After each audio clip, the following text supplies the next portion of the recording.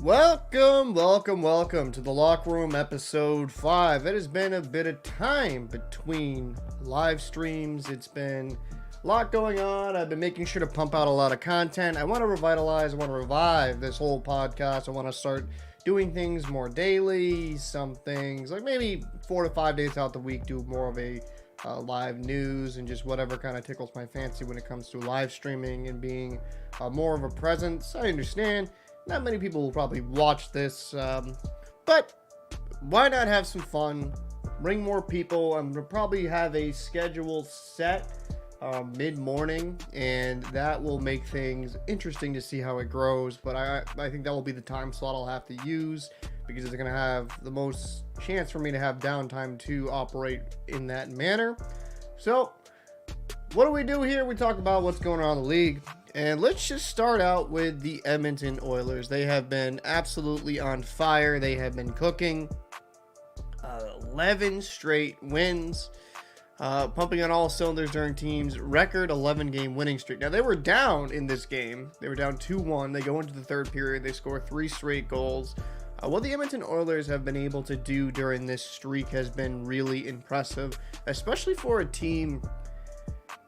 Like, before this, they had a massive win streak as well, and then they didn't really cool off, but they kind of came back down to earth a little bit, and then went soaring back to now 11 straight wins. But at the beginning of the season, the Edmonton Oilers were a team that were just struggling. They weren't playing very well, weren't playing disciplined, and were leaving their goalies out to dry. And it just seems like since the coaching change with Knobloch and, bringing in Paul Coffey, they have been spectacular. So let's see what Leon Draisaitl had to say here. I think it's just a maturity level that we're reaching that obviously needs to continue to develop and get better. It's following the 4-2 win. If you do it a couple of times and you win a couple of games late, you build trust in that, and you build that level of comfort knowing that there's no rush to open it up and try to score in the first minute of the third period to tie it up. Yeah, I mean, they were down, but you could tell they weren't shook. Which, the beginning of the season, you could tell the Oilers, when things got out of hand, they snowballed a bit. He went on to say, I thought it was a competitive, good hockey game. It was a good game. It was a good team over there. Lots of skill. They defend really well, actually, for how much skill they have. Obviously, we showed composure again and stuck with it, so it's another huge win for us. Yeah, I mean, and they referenced the 2-9-1 start to the season. It was not a pretty start.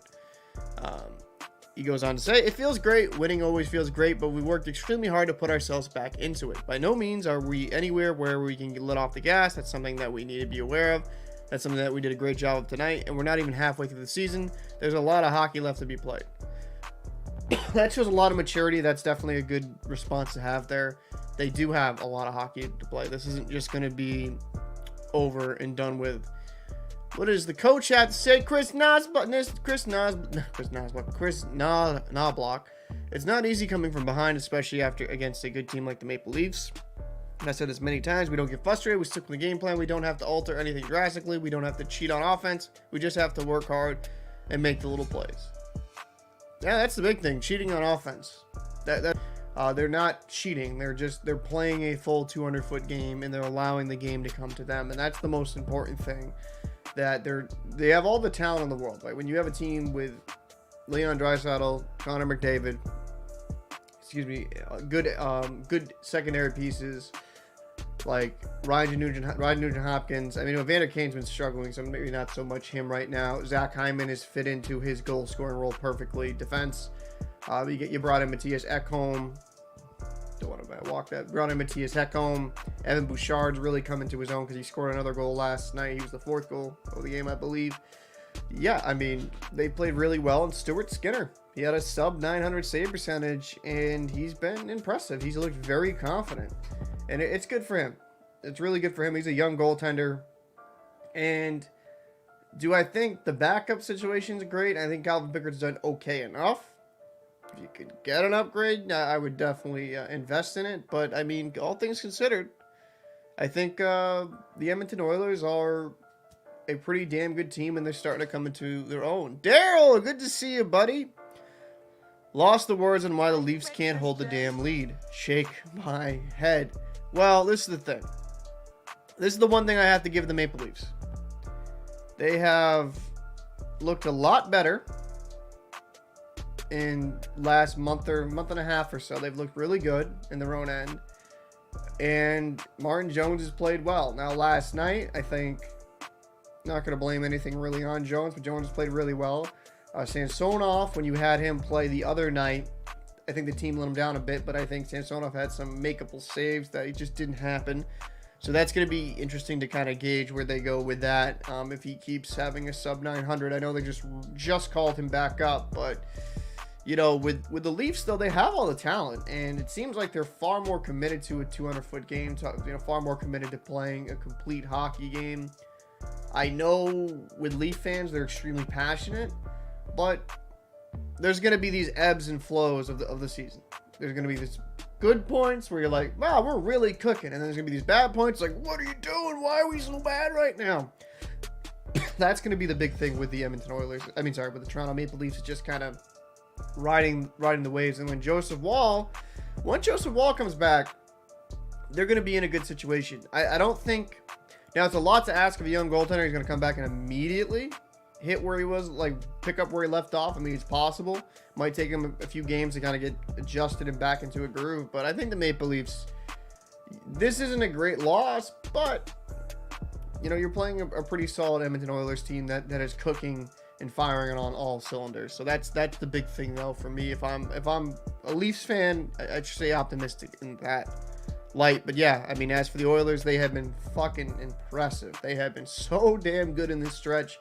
And Stuart Skinner, I mean, while I was kind of suspect of what he could be at the NHL level, I thought he'd be a very solid, like he'd be an average NHL goalie. I mean, hey, the Oilers are playing a lot better in front of him, but maybe I'm wrong. Maybe he could possibly become an all-star level guy. You know, we'll see how things play out. He's on a hot streak. He keeps riding it. He had above a 920 save percentage last night. Guy's playing pretty damn good hockey. So let's talk about a little bit not as nice news here. Not as good news here. We'll talk about Nichushkin there for the players. I don't know what McDavid was drinking at the bottle last night, but goddamn, he was flying around like a psycho. Surprised he didn't score. McDavid's got some wheels. Even when he's not scoring, that dude's got some freaking wheels. It's impressive. I mean, dude, he is. I watched him live a few times, and I don't think TV does justice how friggin' fast that guy is on skates. Like when he gets going and winding up, he's just so damn good. It's just unfair. So, now this story, there's a lot of moving parts, and I used this article because they talked about it. Avalanche's Nichushkin enters player assistant program, will be away from the team indefinitely. Now, this is a big loss. If you're just talking about on the ice production, Nichushkin is this is a big loss for the Oilers. He's been really good on the season, and he's a key contributor. So, this is huge. So, this is the second Avalanche player they mentioned, Gerard. He announced in November that anxiety and depression led to alcohol abuse, and he's seeking treatment for it. So, and he returned mid-December. Avalanche coach Bedard said before a game on Saturday, he was just under the weather. So the Nichushkin has 22 goals, 20 assists in 40 games played this season. I mean, yeah, he's doing well. Nichushkin was away from the team in the playoffs last season for what the team explained as personal reasons. He missed the final 5 postseason games, the first round loss to Seattle. This is the interesting thing, and I hope this doesn't get me painted in a negative light when I say this, but one of the best attributes a person can have is availability and reliability. It seems like he's got some stuff going on that, I don't know, it's just, if stuff like this keeps happening where he has to step away, is he a player you want to have on your team? Now, I'm hoping everything's okay. I hope everything's all right. I hope he figures it out. But if this continues to be a story, this continues to be an issue, I mean, you might have to have that conversation. So, his absence started after officers responded to a crisis call at the Four Seasons Hotel in Seattle the afternoon before the Game 3 on April 22nd. A 28-year-old woman was in an ambulance when officers arrived, and medics were told to speak with an Avalanche team physician to gather more details. The report obtained, so this they're talking about last year. The report obtained at the time for the Seattle Police Department, the AP said the physician. Oh, one second. So the office employees found the woman while they were checking on Nichushkin. The physician told the office that the woman appeared to be heavily intoxicated, too intoxicated to have left the hotel in a ride share or cab service. When approached the ambulance by the office, the woman started saying she was from Russia, but born in Ukraine. She was transported to Virginia Mason Medical Center in Seattle, according to the report.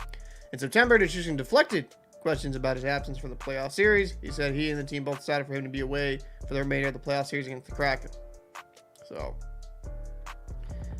So I understand why they mentioned that. That was kind of like due to last season and what was going on.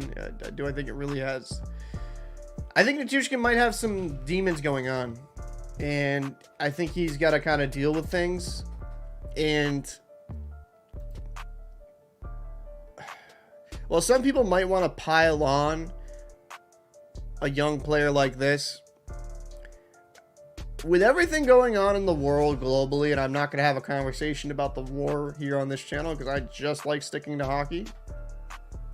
I do think it affects certain people because it affects these Russian players directly. People around the Ukraine area directly. So he might be battling things with mental health where he's struggling, where he just, yeah, he's playing at the NHL, he's having a good season, but he's having outside forces making him depressed, or turn to alcohol to maybe numb the pain, which is never a good thing. I've actually had good friends of mine deal with alcohol abuse. So I'm hoping for Nichushkin. I'm hoping he can kind of take some time away, get the help that he needs, and come back and just be healthy, just be good. I think that's more important than any type of production on the ice. So hopefully he's able to kind of figure that out and feel better. Get better.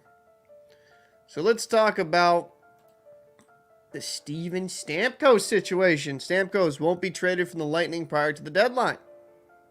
The captain, who's the all-time leader in games, points, can become the free agent this offseason.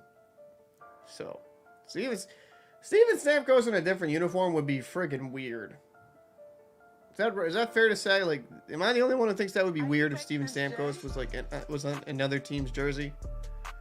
Because that'd be weird. So, the general manager said he will not be traded before the deadline. Forward and Lightning captain is the final year of an 8-year, $68 million deal, 8.5 per year. He has 41 points, 18 goals, 23 assists in 41 games this season, and is Lightning all-time leader in games played, goals, and points. He's the second in assists.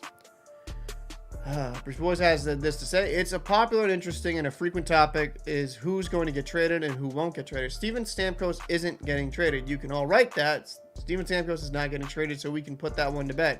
That's not going to change between now and the deadline under any circumstances.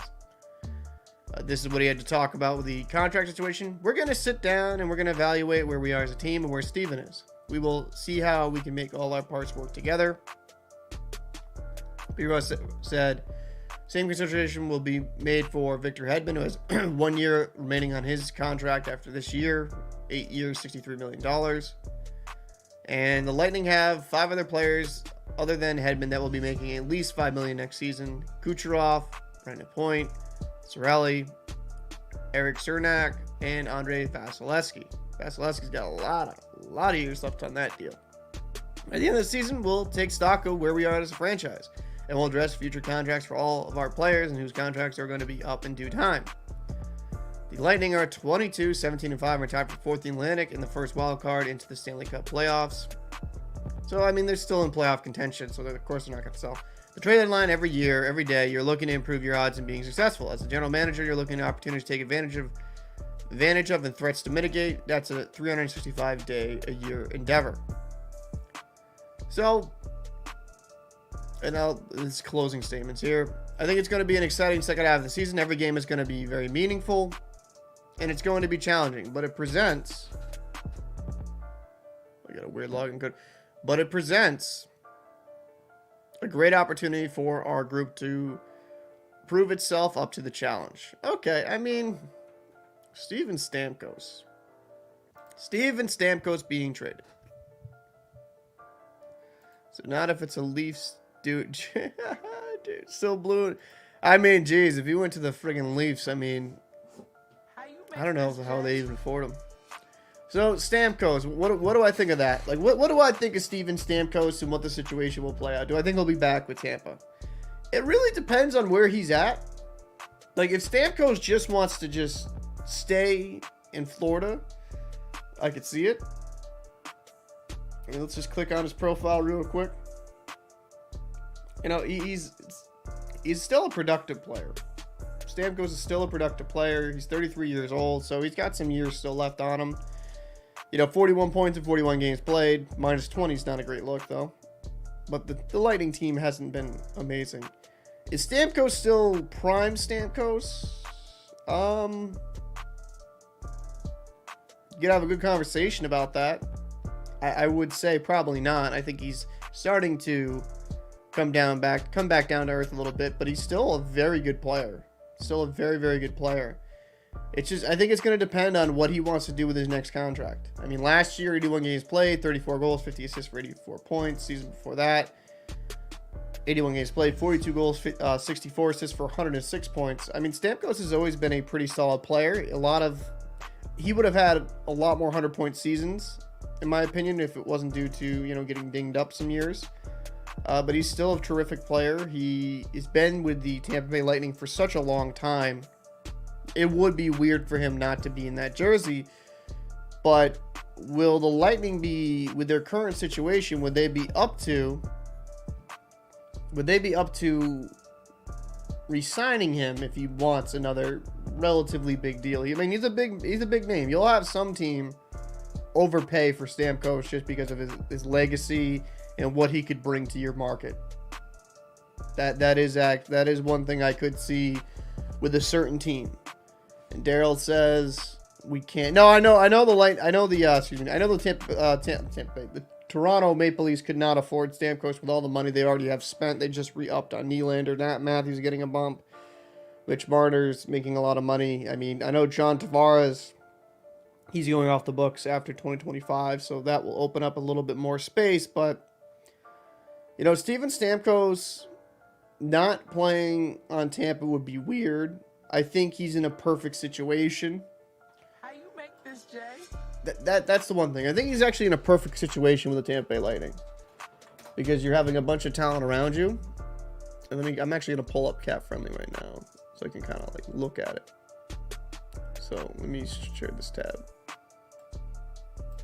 Share this tab instead. So they have 0 projected cap space right now. So this is where it kind of gets interesting.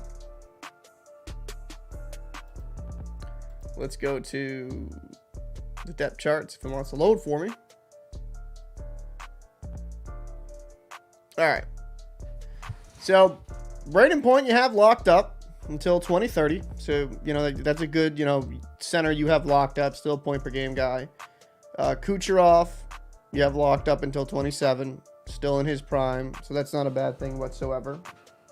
And then, you know, you have Hagel, you have Cirelli, you have Nicholas Paul. They're all locked up to long-term deals. And at least with that line, all things considered, the price is pretty cheap. And then, you know, your bottom 6, you know, you have some guys up, which I think that's fine. The Lightning aren't as deep as they have been in the past.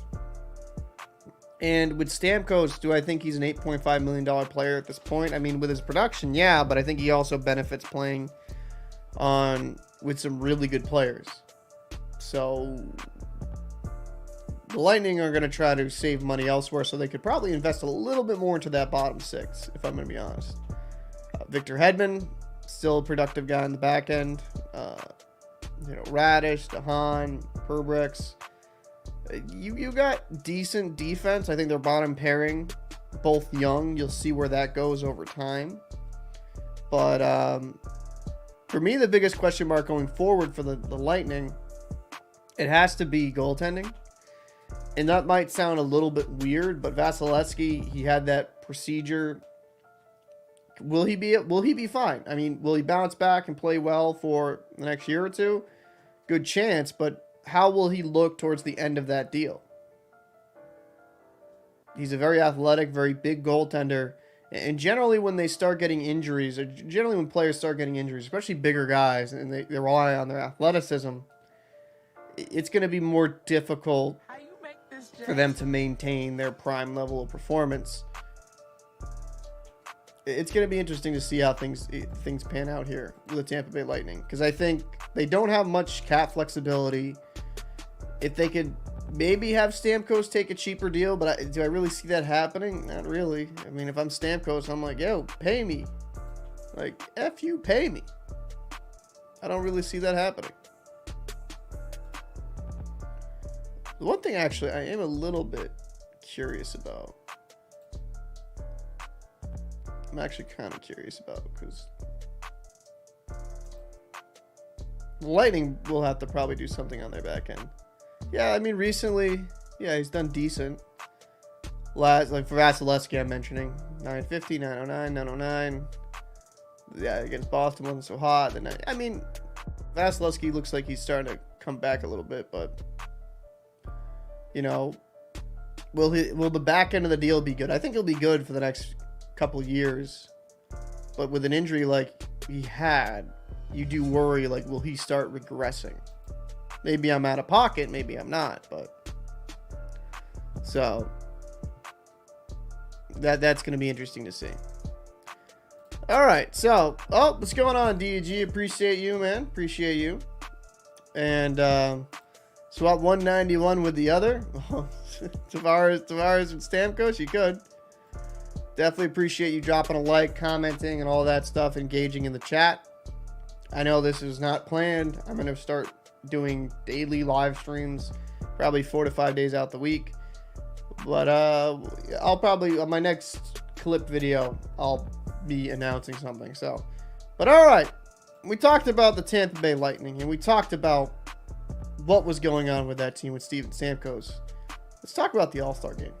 Let's talk about the All-Stars. So, the NHL, we got some All-Stars here. We got some talent. Let's go down the list. For the Eastern Conference, you got David Pastrnak and Jeremy Swayman, and we already did a video about Jeremy Swayman's comments about arbitration. People overreacting. I mean, Pasta's having a very good season. So, I mean, good 2 picks. Rasmus Dahlin for the Buffalo Sabres. That's probably the only guy you would probably bring over from the Sabres this season. Sebastian Aho. Carolina Hurricanes, they're a team I want to make a video on. They've actually quietly started coming back into the conversation. They've started playing a lot better. For the Columbus Blue Jackets, Boone Jenner? I mean, you have to get somebody, right? For the Detroit Red Wings, Alex DeBrincat. He's cooled down a little bit with his goal scoring, but still having a good year. Florida Panthers, Sergei Bobrovsky. That man decided to play in the regular season this year. Yeah, he's been pretty damn good. I mean, in comparison to where Bobrovsky was last year in the regular season, not talking about the postseason, the regular season, very good year. Sam Reinhart, he's had a terrific year, 30 goals already, on pace for about 60. So, yeah, that's easy, an all-star nod there. Contract here, that man is going to get paid. Then for the Montreal Canadiens, Nick Suzuki, I mean, that's a solid choice. Jack Hughes for the New Jersey Devils, very good year, production-wise, 45 points, 32 games played. And Matthew Barzal, he's having a strong year for the Islanders. Surprised that Sorokin, I'd have to look at his stats. I'm surprised Sorokin wasn't in that conversation. You got Shesterkin for the Rangers.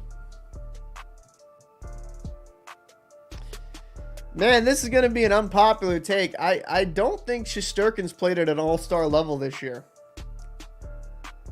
You can hate me for that. You know, you can really hate me for that. But I don't think Shesterkin's played at an all-star level this year. Great goalie, one of the best goalies, but if you're looking statistically, and someone has been the team around him, I don't know. I'm not mad at it. I'm just, is that an all-star level performance for this statistically? Brady Tkachuk for the Ottawa Senators. He's had another solid year. Konecny for the Philadelphia Flyers. That's solid selection. Sidney Crosby, the ageless wonder. Yeah, 24 goals, 19 assists. I mean, on pace for over 40 goals this season. Yeah, deserves it. Kucherov for the Tampa Bay Lightning. Good selection. He's had a hell of a year. And Mitch Marner. I think actually Kucherov is still leading the NHL in scoring. Mitch Marner for the Maple Leafs. Austin Matthews for the Maple Leafs. And William Nylander for the Maple Leafs. All have had terrific years. Matthews with 30. Well, I think this is outdated. I think he has 34 now due to last night, but Matthews had a great season. Same with William Nylander and Morgan Riley. So you have 4 Maple Leafs. Four Maple Leafs now. Some of that is probably a little bit of Toronto bias, but hey, I mean, you can't argue these guys' statistical seasons. You can't. And I think Morgan Riley's had a pretty good year too. And for the Washington Capitals, you got to get somebody, so Tom Wilson. You know? I would argue if Shesterkin got an all-star nod, couldn't you argue that Ovechkin should have just got one off of name recognition? I'm just saying. Maybe I'm a jerk for that. So, I mean, okay. All right.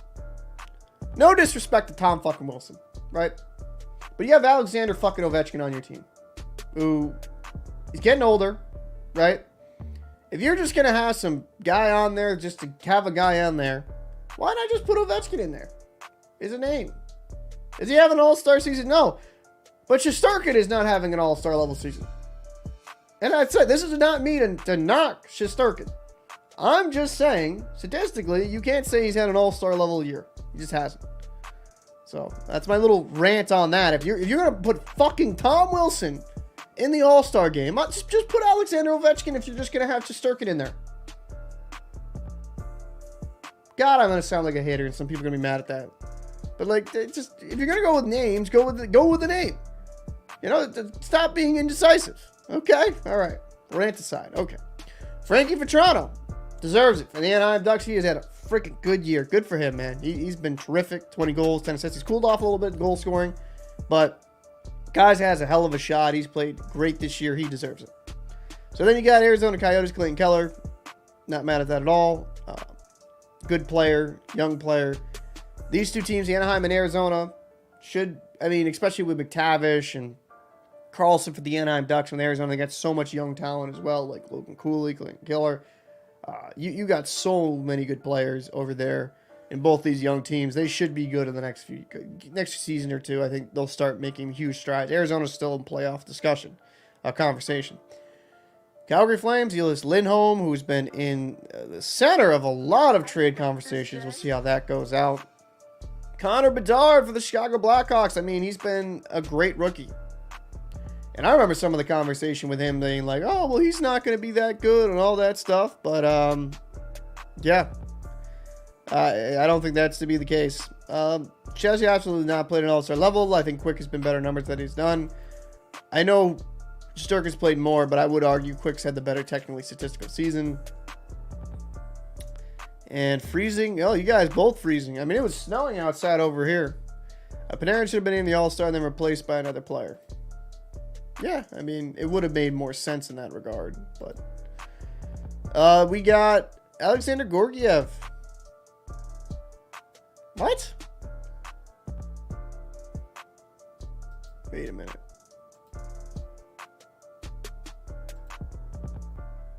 Wait a minute. No way.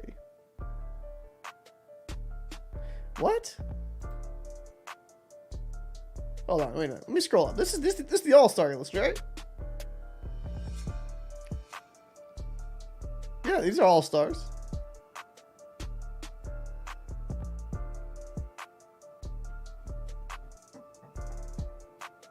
What? Yeah, the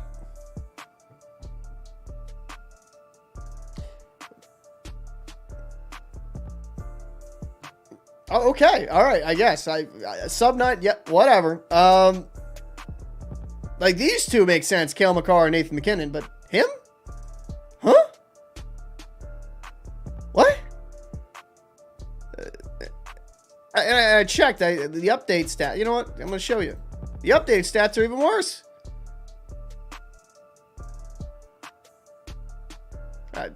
What? 897 save percentage? What is this list?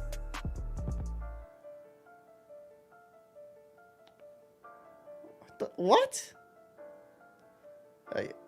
Whatever.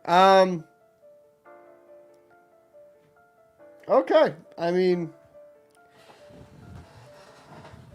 I guess Jake Ottinger for the Dallas Stars, considering, like, I guess. Leon Draisaitl, Connor McDavid. Now, this is a guy who actually deserves these two. I mean, they've turned it around. Leon Draisaitl, Connor McDavid, one of the better players in the NHL. This guy, Cam Talbot. Can you say that guy's had a great year? Great year. Absolute great year. I think he's been... Oh, let's see. Marchand should be in there. Funding Tom Wilson is... Yeah, I mean, Tom Wilson shouldn't be an all-star. And that's just going to make me sound like a pure freaking hater. But Tom Wilson's an all-star? Like, come on. Leon Draisaitl, Connor McDavid. Yeah, that's a good selection. Cam Talbot, though, I have to say, and that's going to be my Cam Talbot, right? A guy, 1-year contract after that horrific year with the Ottawa Senators. You know, some of it was due to injury, right? Hell of a year. 922 save percentage, 2.22 goals against average.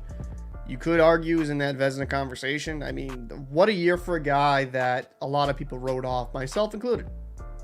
Because that was a big question mark I had with the Kings. Like, is the goaltending going to be good enough? Like, is Talbot going to be good enough? And he's proven me wrong. He's had a hell of a year. He deserves that, 100%. Kaprizov, yeah, good season. Philip Forsberg, the Nashville Predators. Tomas Hertl for the San Jose Sharks. And Robert Thomas for the St. Louis Blues. Bjork Strand for the Seattle Kraken. That's not terrible.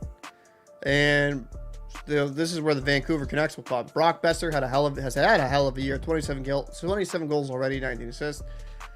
Thatcher Demko, he's had a great year as well. Really kind of had a good bounce back. Quinn Hughes, he's in the Norris conversation. He's the leader right now. And JT Miller, and Elias Pettersson. All of these players have had great years, and that they're one of the reasons why the Vancouver Canucks are so damn good this year. And Jack Eichel, after a terrific postseason performance, he's continued it into this season, and he's played freaking well. Now, he's going to be out, I think, a couple weeks due to a lower body injury. I think he got a little procedure done on it as well. But Jack Eichel's had a terrific year. I don't think he'll be there at the All-Star game for obvious. Well, he might. I don't know. We'll see. And for the Winnipeg Jets, Connor Hellebuyck. I would argue, though, like, Hellebuyck, fantastic. He's had an amazing year. You could also get some other Jets play. I'm actually surprised they didn't get other Jets players on this list. I'm actually really surprised about that. That's weird because the Jets are one of the best teams in the NHL, if not the best right now. So... I'm going to go cap friendly real quick with the Jets. Well, I mean, Kyle Connor, he's back now, but he was dinged up. He would have been an all-star. I think you could have had Morrissey on there. Morrissey for the Jets, at least. I mean, there's nobody here on the Jets that stand out. They just have very good depth scoring. But I think Morrissey could have been on there. But Connor Hellebuyck definitely deserves it. He's had a terrific year. Absolute terrific year. So he deserves it. And good for him. He really deserves it. He has... Yeah, I know. I know. It's... I don't know why Tom Wilson's on there. You might as well just put fucking Ovechkin on there just because of name. This is what happens when every team has to be represented by All-Star game. But I would argue, though, some of the players that were selected by some of these teams make no sense. None. And I understand it for the fans, but I do think some years there's just some players that don't, like, some teams shouldn't have all-stars if they're not all-star level. But that's just the unpopular opinion I have.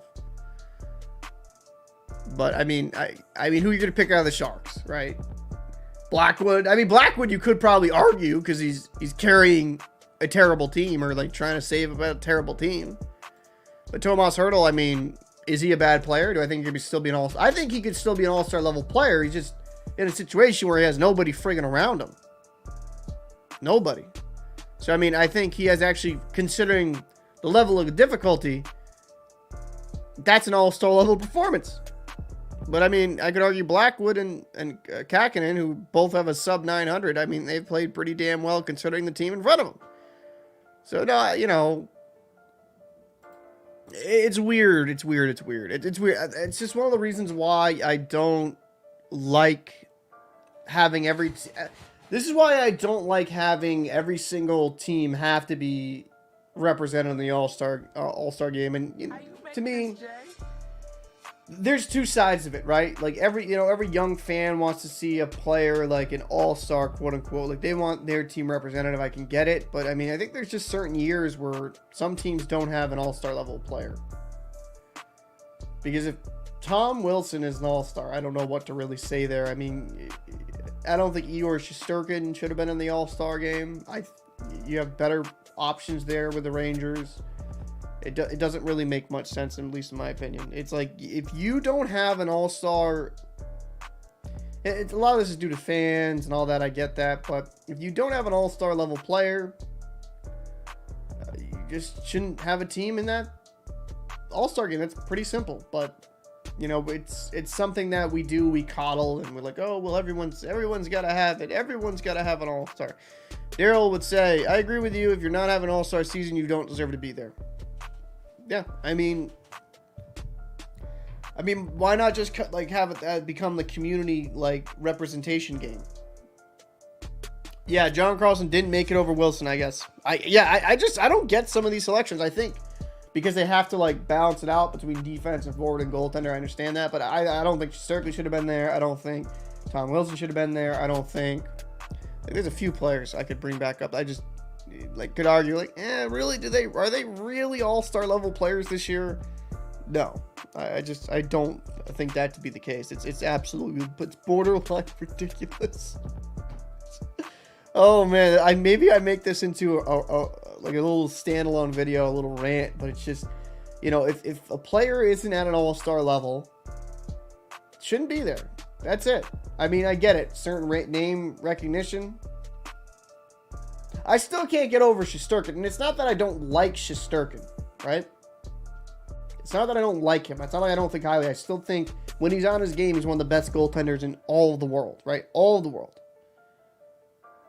You can't tell me Shesterkin and Georgiev deserve to be in the All-Star game with the stats they have this season. There's no way. No way. No way in hell you can tell me that those guys deserve to be in an All-Star game. I'm just going to go on the app on my phone real quick because it's a little quicker. Right, I'm gonna go to goaltenders. Right, you actually for Washington, because it would have made sense. Why the fuck is Charlie Lindgren not in there? 17 games played, 9.29 save percentage, 2.24 goals against average. That's an all-star level player for the Capitals. I just, what? I'm not a fan of this. This is dumb. There's better goaltenders in the league right now than the guys that were selected. And if you want to go... Yeah, I mean, honestly, for Seattle, they picked Bjorkstrand. But instead of Georgiev, it should be Joey Decourt. 28 games played, 923 save percentage, 2.28 goals against average. What? What? I don't know. I think some of this is just... This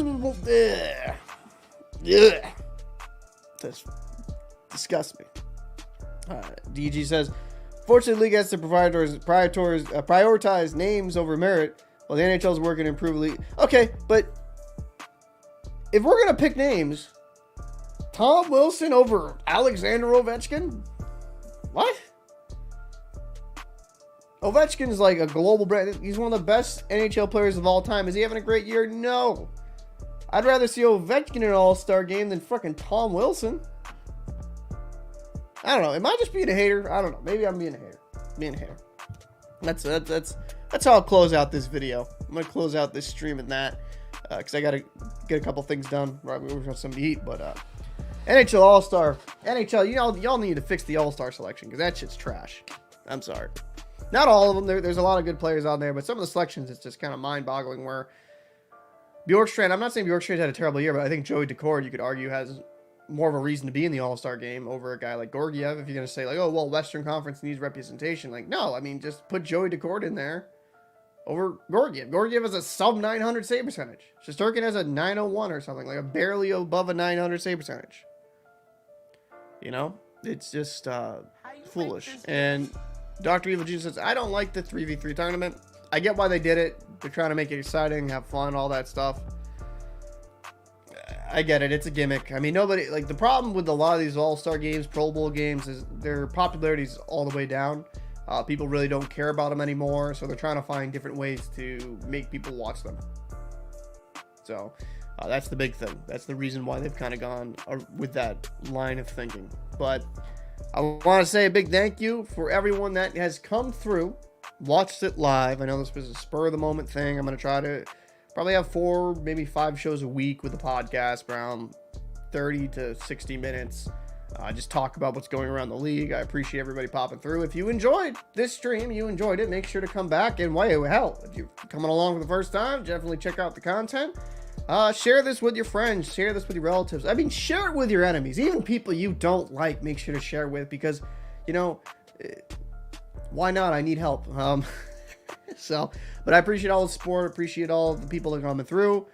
I am Paul from the locker room. I'm out of here, and I'll see you again probably in 8 to 9 hours when I make another video. See ya in the next one.